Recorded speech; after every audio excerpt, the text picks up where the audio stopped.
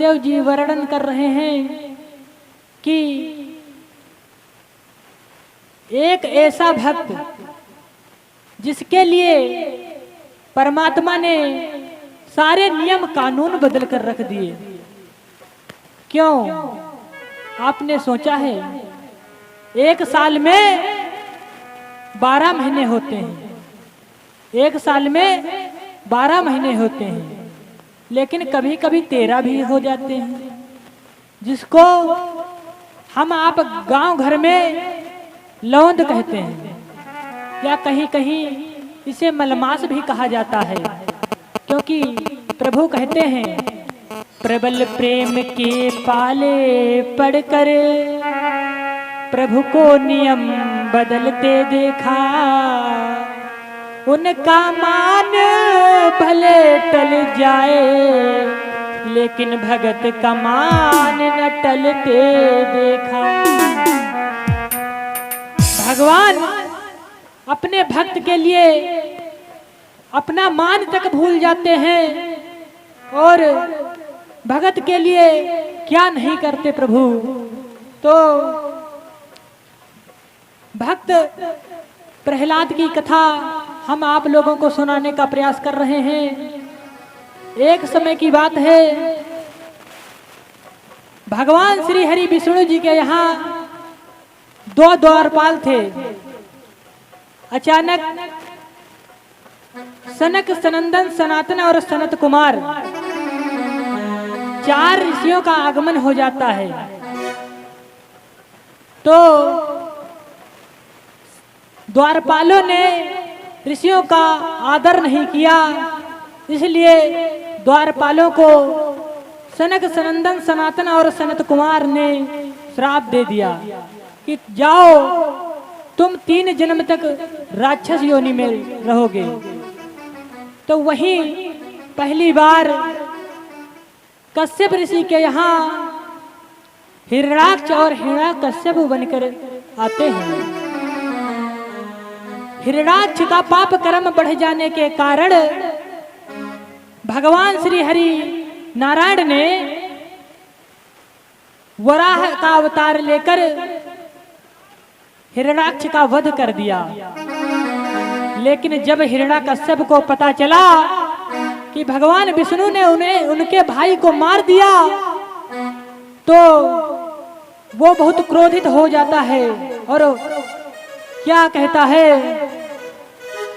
अरे भाई का मरना सुनते ही भाई का लहू उबल पड़ा।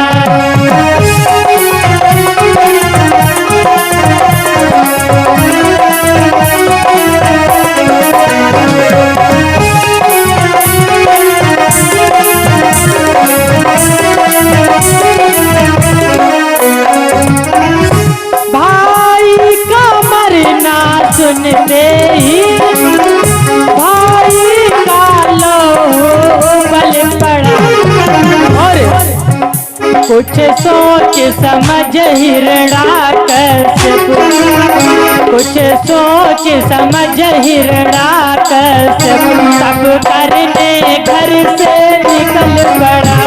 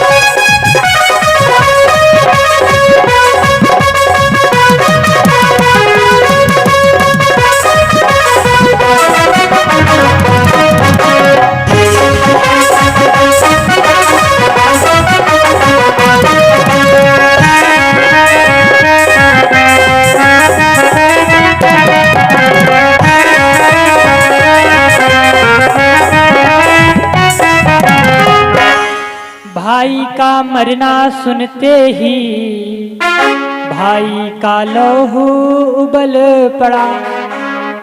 क्योंकि जो भाई का रिश्ता होता है ये कोई साधारण रिश्ता नहीं होता है, क्योंकि कहते हैं भाईचारा, और किसी रिश्ते में चारा शब्द का यूज नहीं हुआ है। कभी आपने ये नहीं सुना होगा मामा चारा फूफा चारा, लेकिन भाई का नाम आता है तो कहते हैं भाईचारा। हिरण्याकश्यप मन में विचार करने लगा, अगर हमारे भाई को किसी साधारण मनुष्य ने मारा होता तो मैं अभी जाकर उसका सर काट देता, अभी बदला ले लेता, लेकिन उसको स्वयं साक्षात श्री हरि विष्णु ने मारा है। उसके लिए अभी हमें दिव्य अस्त्रों की जरूरत है, इसके लिए मुझे अभी तप करना पड़ेगा। तो तप करने के लिए घर से निकलता है।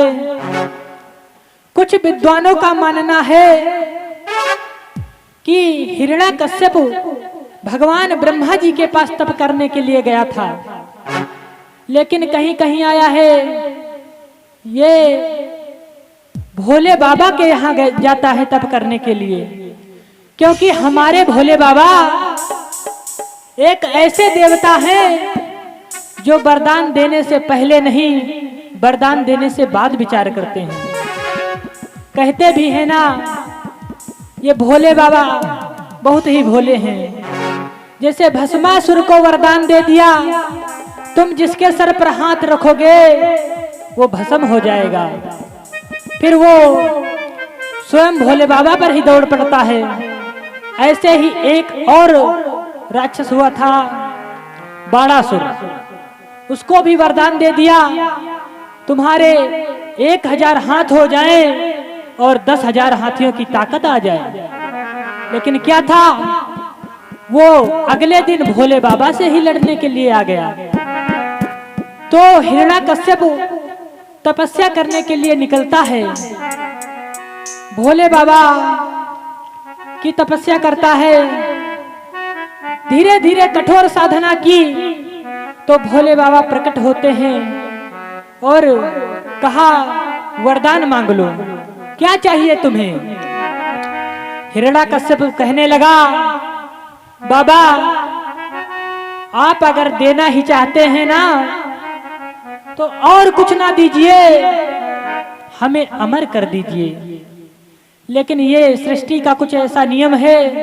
भोले बाबा कहने लगे, कुछ मांग लो, कुछ भी मांग लो, मैं दे दूंगा, लेकिन मैं अमर नहीं कर सकता, ये हमारे हाथों में नहीं है। तो हिरण्याकश्यप ने मन में विचार किया, तो क्या मांगूं। भोले बाबा कहने लगे, मैं अमर तो नहीं कर सकता, लेकिन इसके बदले में अगर तुम कोई और वरदान मांगोगे तो मैं जितने वरदान तुम मांगोगे मैं उतने वरदान देने को तैयार हूं, लेकिन एक बार मांगो तो। हिरण्याकश्यप कुछ देर तो सोचने लगा, फिर मांगता है क्या, कुछ अधिक नहीं इतना दे दो, ऊपर न मरो नीचे न मरो।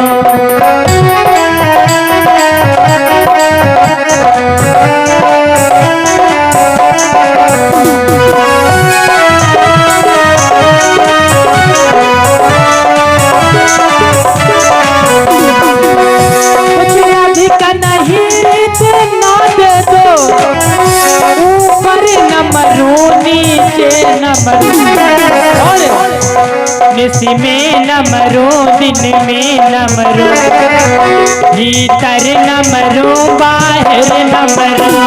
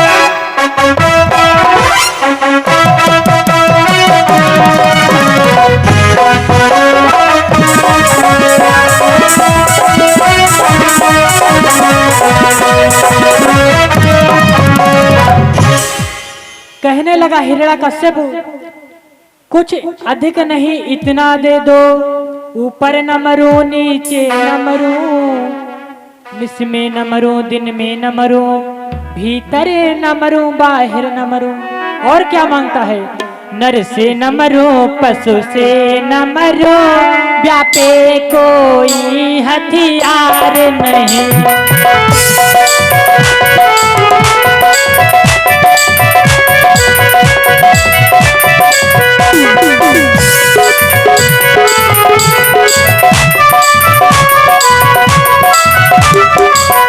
नर से न मरो पशु से न मरो, व्यापे कोई हथियार नहीं।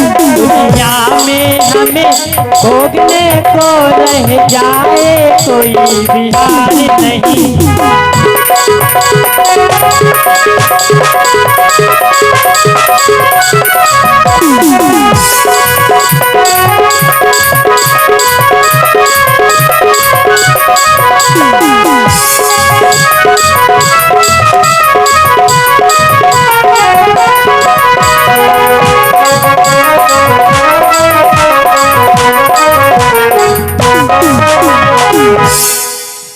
हिरण्यकश्यप मन में विचार किया और मांगता है, मैं भीतर ना मरूं बाहर ना मरूं, ना किसी तीर तलवार से मरूं, ना ही किसी जानवर से मरूं, ना धरती में मरूं ना आकाश में मरूं। जब भोले बाबा एवं मस्तु कहते जा रहे हैं, जो चाहिए वो सब देते जा रहे हैं, जो जो हिरण्यकश्यप मांग रहा है भोले बाबा देते जा रहे हैं। बाद में हुआ क्या, जब हिरण्यकश्यप को सारे वरदान मिल गए, फिर एकदम सोचने लगा, साल में 12 महीने होते हैं, भोले बाबा मुझे ऐसा भी वरदान दे दो कि मैं 12 महीनों में भी ना मरूं। और भैया, जिसके पास शक्ति आ जाती है ना, उसको घमंड तो बनना ही बनना होता है, क्योंकि संसार की यही रीत है। जैसे ही भोले बाबा ने वरदान दिया, हिरण्यकश्यप ठहाका मार के हंसने लगा। कहता है, ब्रह्मा मैं हूं, विष्णु मैं हूं, शंकर मैं हूं, क्योंकि ऐसी रीत है। कहा है, कोई सा उपजा जग माही, कोई सा उपजा जग माही,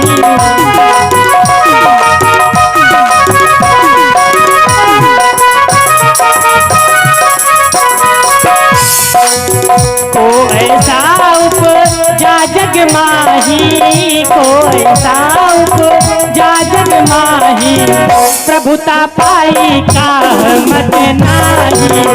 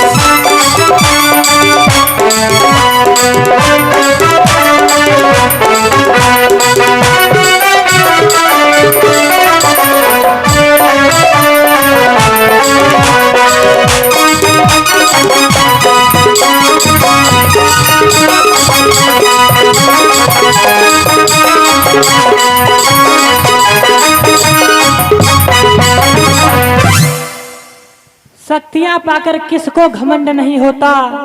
गोस्वामी जी कहते हैं, नहीं को अस उपजा जग माही, प्रभुता पाए काह मद नाही। या सामान्य भाषा में समझ लीजिए, सच है मनो से कंगाली में, करता कोई उते पात नहीं।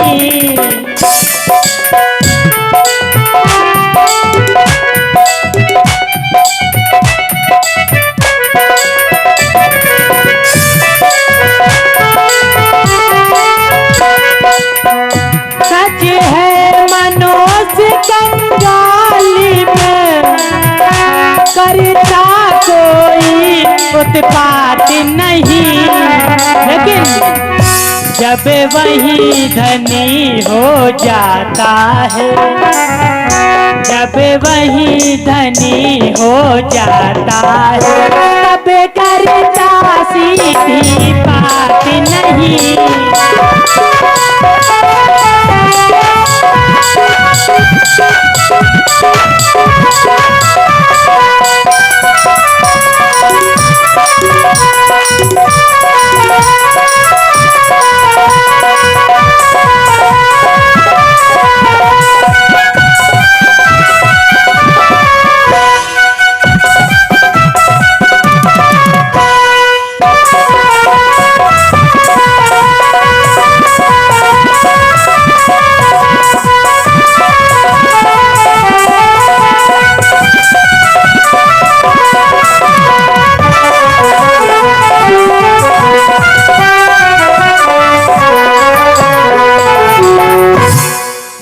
सच है मनुष्य कंगाली में करता कोई उत्पात नहीं, और भैया जब वही धनी हो जाता है तब करता सीधी बात नहीं।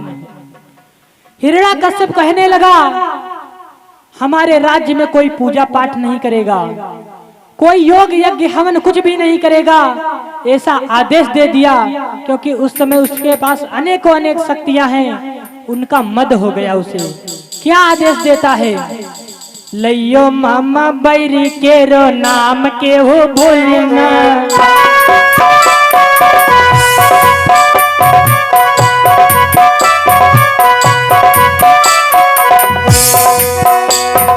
लइयो मामा बैरी के रो नाम के हो भूलना,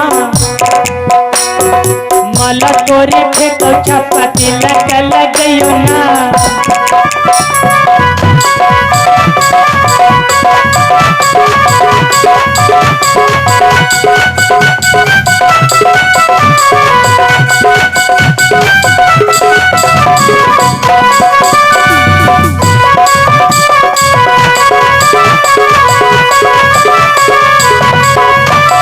और जइयो नदी वाले पर वाले हम उतार लेब, जइयो नदी वाले पर वाले हम उतार लेब, पूजा पाठ योग यज्ञ हवन करियो ना।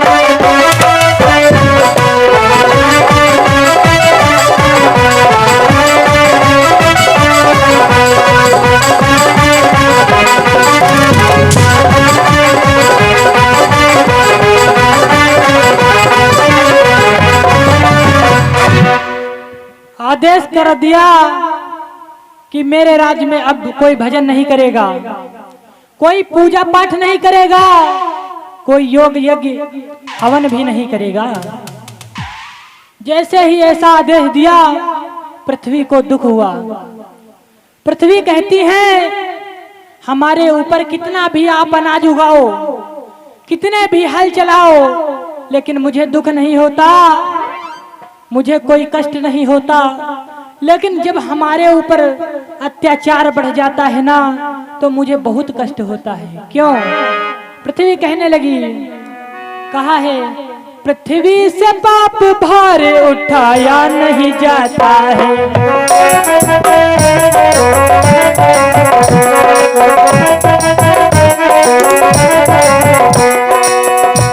पृथ्वी से पाप भार उठाया नहीं जाता, पृथ्वी से पाप भार, पृथ्वी से पाप भार नहीं जाता, दिनों का बुरा हाल सुनाया नहीं जाता है।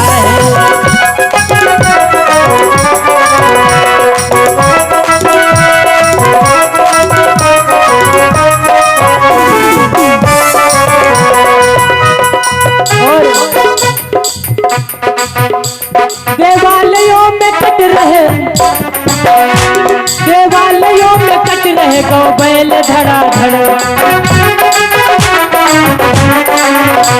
देवालयों में कट रहे गौ बैल धड़ाधड़। रो के हाल सुनाया नहीं जाता, सुनाया नहीं जाता।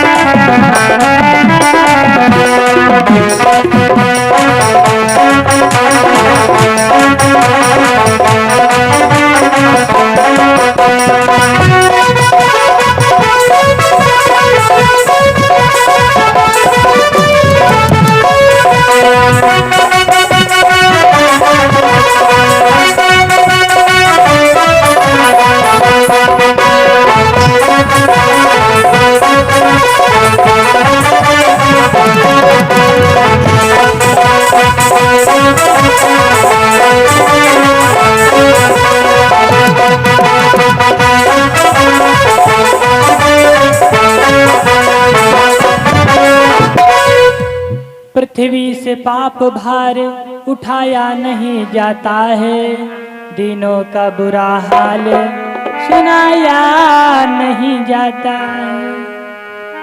पृथ्वी रोने लगी। इधर क्या था, हिरण्याकश्यप इतना आदेश करके कुछ सेना इकट्ठा करने के लिए राजस्थान की तरफ चला गया। इधर कयाधु अकेली है। तो देवराज इंद्र ने मन में विचार किया, अभी तो हिरण्याकश्यप अकेला है, तो इतना पाप कर्म कर रहा है। उस समय कयाधु भाइयों गर्भवती थी। अगर हिरण्याकश्यप के पुत्र हो गया तो दोनों लोग मिलकर अत्याचार करेंगे। इससे अच्छा है इस समय हिरण्याकश्यप घर पर नहीं है, तो ये मौका बहुत अच्छा है, क्यों ना हो हम कयाधु को मार दें। तो देवराज इंद्र हिरण्याकश्यप का रूप रखकर कयाधु को महलों से बाहर ले जा रहा है। अचानक इंद्र ने तलवार निकाली और सोचा कयाधु को मार दूं, लेकिन क्या था, उसी समय देवर्षि नारद जी का आगमन हो गया। श्रीमन नारायण नारायण नारायण,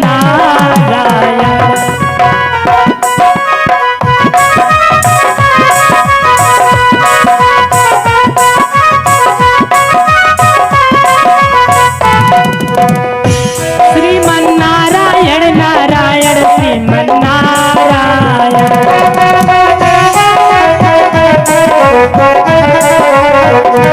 भजबन नारायण नारायण नारायण।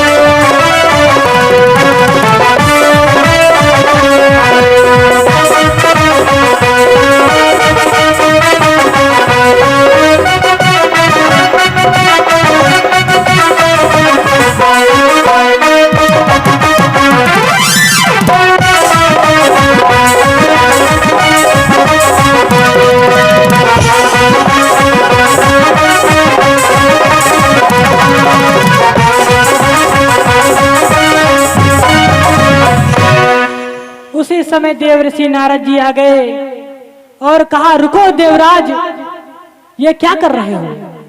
देखिए जो मृत्यु होती है 4 डिपार्टमेंट प्रभु अपने हाथ में रखे हैं। लिखा है हानि लाभ जीवन मरण यश अपजस विधि हाथ, ये परमात्मा के हाथ में है। तो उसी समय देवर्षि नारद आ जाते हैं और कहा भी है, जाको रक्षक साइया मार सके ना कोई, और बाल न बाका करी सके जो जग बैरी होए। कहते हैं उसे मारने वाला जग में, उसे मारने वाला हमने कोई नहीं निहारा रे। जगत में जिसका जगत पिता है रखवारा रे।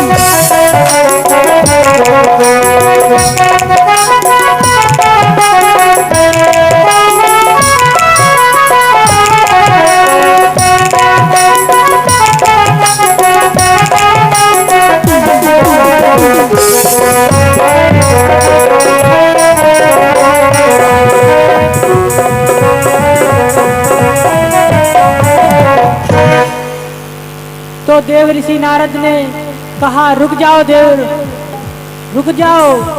तो देवराज इंद्र रुक जाते हैं और इंद्र जी कहने लगे, हे देवर्षि, आपको मालूम नहीं है कि अभी हिरण्याकश्यप इतना अत्याचार करता है, अगर इसके पुत्र हो गया तो भी पाप कर्म में भागीदार हो जाएगा।